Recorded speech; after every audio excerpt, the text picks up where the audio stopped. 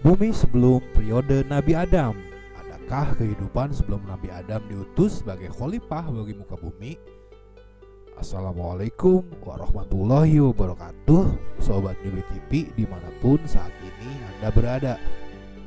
Banyak dari kita mungkin bertanya-tanya, benarkah Nabi Adam adalah sebagai makhluk pertama yang ada di bumi? Ataukah adakah kehidupan lain sebelum periode Nabi Adam? Dalam kesempatan kali ini, Nyubi TV akan mencoba menganalisis mengenai itu dengan menggunakan berbagai referensi. Besar harapannya, apa yang Nyubi TV sajikan dapat bermanfaat dan menambah hasanah wawasan kita semua, sehingga jika dirasakan demikian, maka Nyubi TV mengajak Anda untuk mengklik tombol like dan subscribe serta menyalakan tanda loncengnya untuk selalu mendapatkan pemberitahuan tentang video-video yang Nyubi TV akan unggah kemudian. Sobat Nyubi TV, dalam surat Al-Baqarah ayat 30 diceritakan bahwa Allah berfirman kepada para malaikat tentang akan menciptakannya khalifah bagi muka bumi, dan para malaikat kemudian menanyakan, apakah Allah akan menciptakan makhluk yang hanya akan menumpahkan darah dan berbuat kerusakan?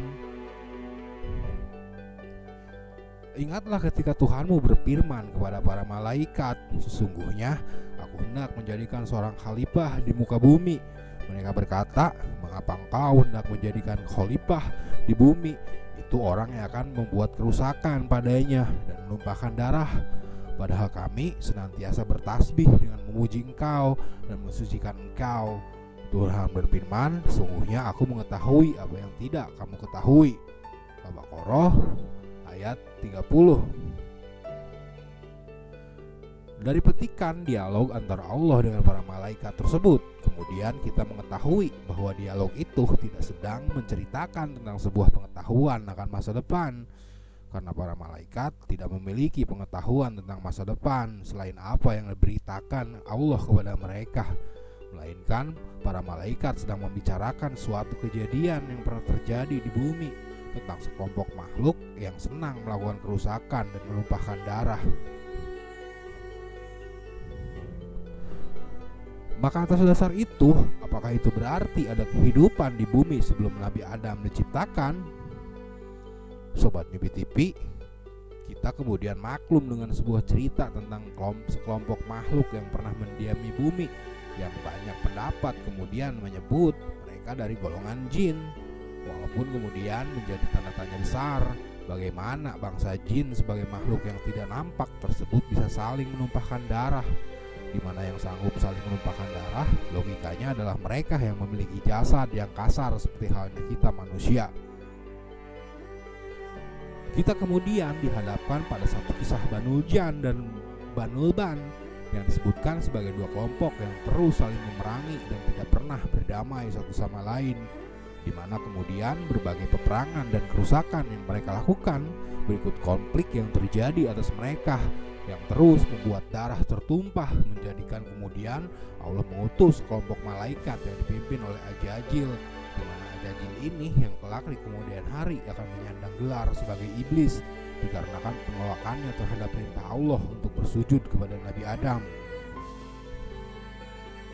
di mana kemudian kelompok malaikat yang dipimpin oleh Ajajil tersebut bertugas untuk memerangi Banul Jan dan Banul Ban yang sering melakukan kerusakan dan pertumpahan darah itu, dan kemudian memusnahkan mereka, sehingga kemudian periode mereka digantikan oleh periode Nabi Adam beserta anak cucunya, termasuk kita dan semua orang yang menonton video ini.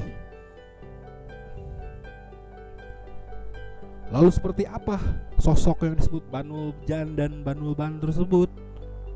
Sobat Nyubi TV, tidak banyak memang kemudian referensi yang penulis temukan yang menggambarkan sosok Banul Jan atau Banul Ban, dan mungkin juga dikarenakan keterbatasan pengetahuan penulis, sehingga jika Sobat Nyubi TV ada yang mengetahui itu lebih banyak, penulis berharap dapat menuliskannya di kolom komentar guna menambah wawasan penulis dan melengkapi ketidaklengkapan video ini.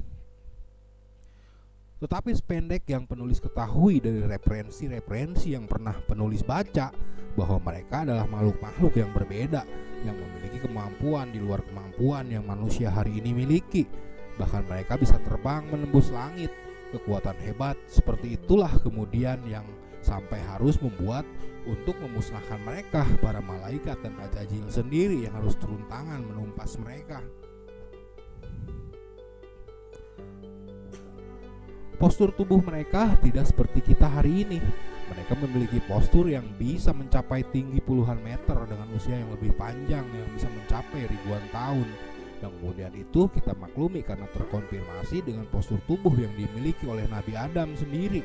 Berikut usia beliau yang mencapai hampir 1000 tahun, seperti termuat dalam hadis Rasulullah berikut, di mana di sana disebutkan tinggi Nabi Adam adalah 60 hasta atau sekitar 30 meter.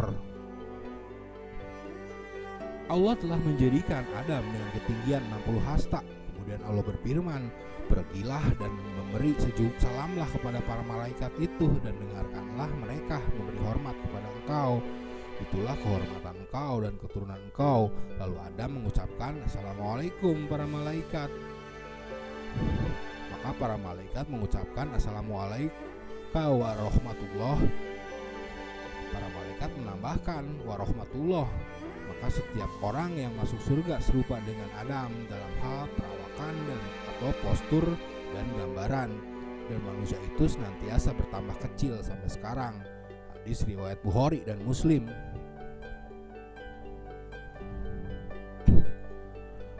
Dalam hadis itu juga disebutkan tentang kecenderungan manusia yang senantiasa bertambah kecil sampai kepada bentuk kita yang sekarang yang tidak sampai mencapai 2 meter saja, dengan usia hidup rata-rata hanya berkisar 60 tahun saja.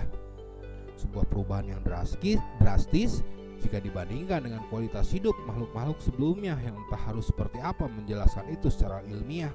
Adakah kita akan menyebut karena semakin menurunnya kualitas oksigen, atau cukup hanya menyebut itulah kehendak yang ditetapkan oleh Sang Maha Pencipta? Sobat Newbie TV, penulis kemudian menemukan kesesuaian lain dari referensi dunia pewayangan yang menyebut tentang kisah dua kutub dunia pada masanya, yaitu Amarta dan Hastinapura, dengan dua kubu yang begitu melegenda, yaitu Pandawa dan Kurawa, di mana kedua mereka terus saling berseteru dan saling memerangi, perang antara kebaikan melawan kejahatan. Di mana dari referensi itu kita temukan mereka-mereka dengan postur-postur yang tinggi yang jelas berbeda dengan makhluk-makhluk seperti saat ini, dengan kekuatan-kekuatan super yang mereka miliki. Yudhistira dengan kearifannya, Bima dengan kekuatannya, Arjuna dengan kepiawaian memanahnya, dan bahkan Gatotkaca dengan kemampuan terbang yang dia miliki.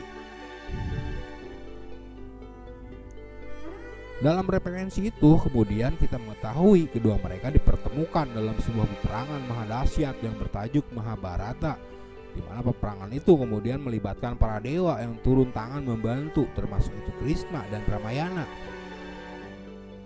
Dari referensi itu penulis kemudian tidak mengetahui lebih lanjut lagi adakah manusia-manusia dari generasi mereka masih tersisa dan mempunyai keturunan hingga manusia saat ini. Yang penulis yakini secara pribadi itu tidak ada, karena selain periode itu menurut keyakinan dan iman penulis sudah diakhiri dengan periode kehidupan Nabi Adam sebagai khalifah baru bagi muka bumi.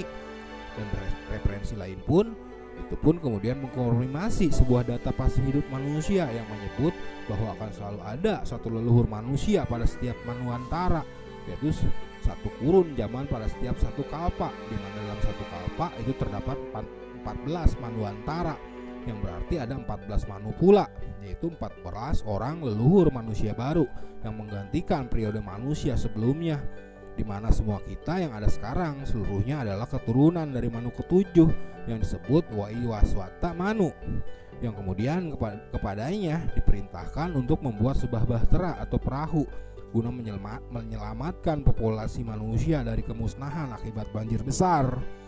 Di mana cerita itu serupa dengan cerita yang penulis yakini dan imani tentang kisah Nabi Nuh, yang kemudian harus membuat perahu guna menyelamatkan manusia dari banjir besar yang melanda bumi.